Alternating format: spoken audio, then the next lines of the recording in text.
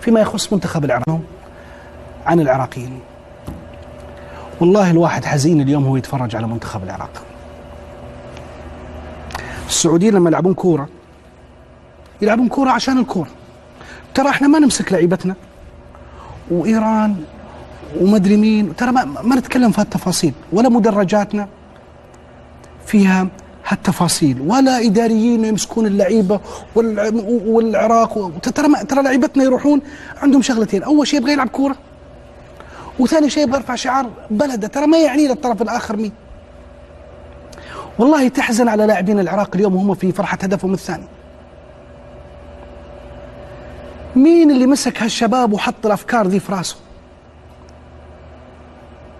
ليش دائما في العراق ناس تبغى تبعد العراق عن الحضن العربي؟ ليش؟ طالع في هذا المنتخب شباب صغار، والفرحة حقتهم يعني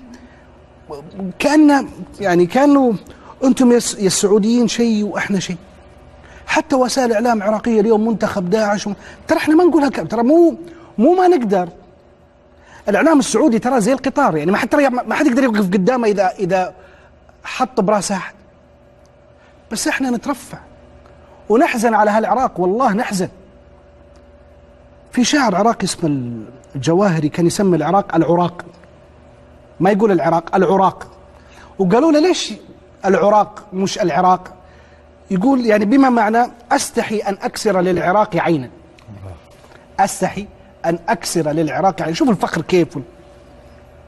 جواهري لو عايش اليوم حيشوف في عراقيين مو يبون يكسرون عين، يبون يكسرون العينين للعراق. والله شيء محزن محزن، يدعو للشفقة. ترى اللي سووه اليوم بعض اللاعبين أو بعض الإعلاميين العراقيين والله ما يستفزنا، ما يسببنا أي استفزاز.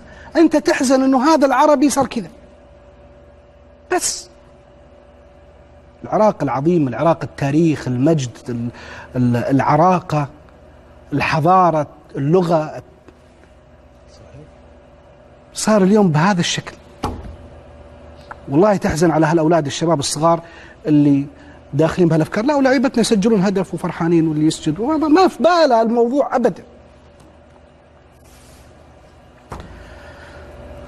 هي كلمتين كذا في القلب الواحد يبغى يقولها عن الإعلام العراقي واللي قلتوه. والله أننا نحزن عليكم قسما بالله، يعني ما استفزيتونا، لكن شفقة كذا تحزن على هذا العراق العظيم اللي صار بهذا الشكل. حافظ كرة فيها محاولة خطيرة.